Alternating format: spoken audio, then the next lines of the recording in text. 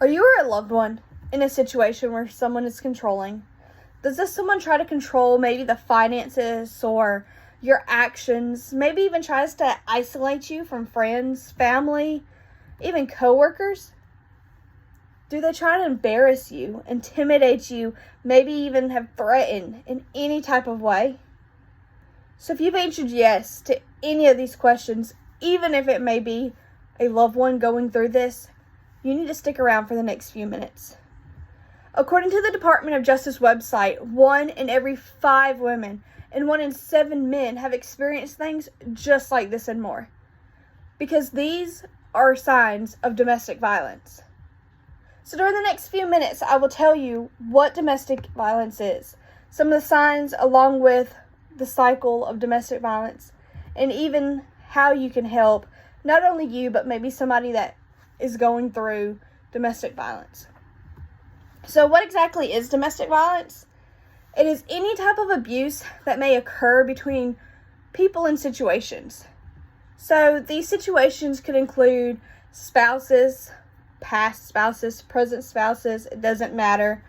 Maybe sharing a same child, parents, children, sisters, brothers, anybody who has lived with in the past or present somebody else, or even people who are in dating relationships now.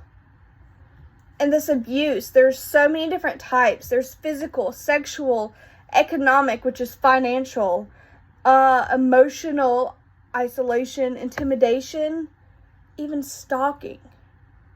It can get kind of scary. So in the year 2018, it was reported that Georgia law enforcement officers responded to 44,900 calls that were just domestic violence related. That's a huge number that we can help get down. We can help get it down by knowing the signs in the cycle.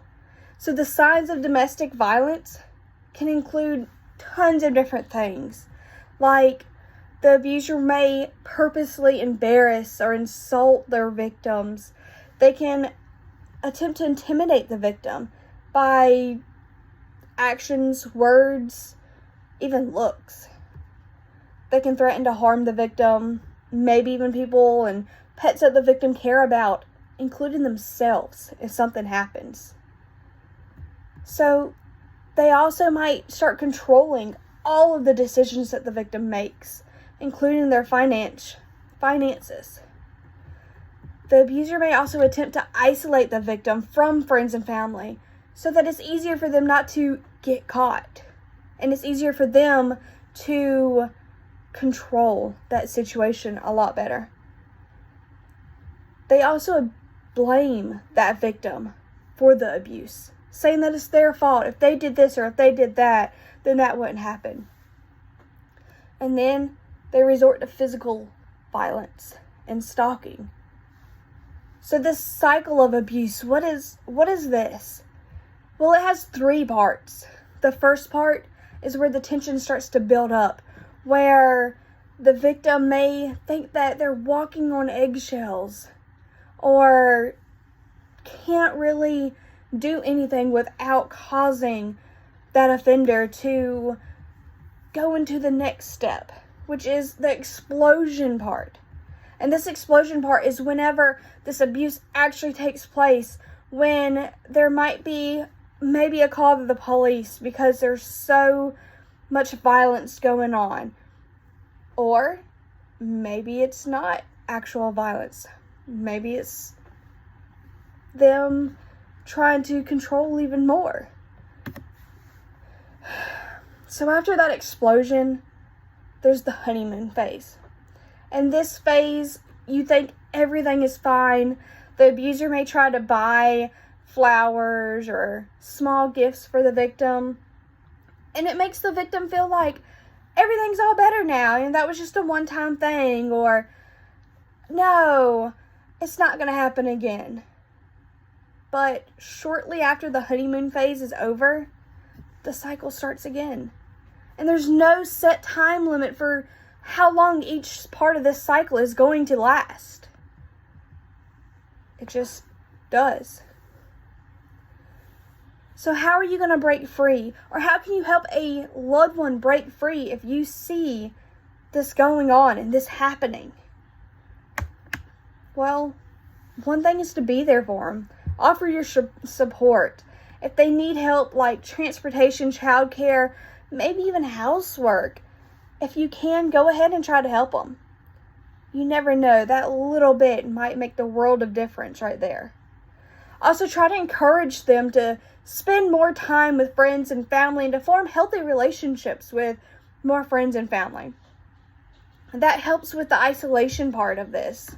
If they're getting out and they are attempting to form these relationships, then their abuser's not being able to isolate them as much. So another thing, though, is to not let that abuser know that you know what's going on. Because if they know that somebody else knows, they are going to start to get scared. And they're going to take that out even more on their victim. Which, in the long run, may even cause that victim's death. Unfortunately, that's another side effect of domestic violence. And if it's you going through this, remember you are not alone. Remember that number? 44,000 people. 44,000 calls. Just in 1 year. So you're not alone. Try to reach out to a friend or family member if you can. There's also a hotline, the Domestic Violence Hotline. Their phone number is 800-799-7233. You can reach out to them 24 hours a day, 7 days a week.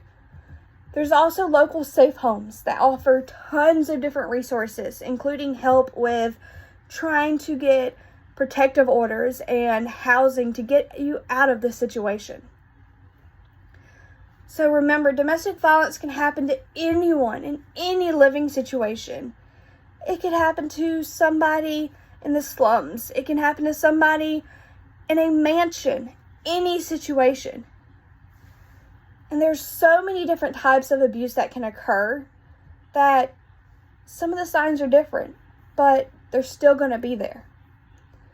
And that cycle is a real thing, and there's no time limit. So even if something appears fine right after the storm, chances are everything's not fine, and there's going to be another storm.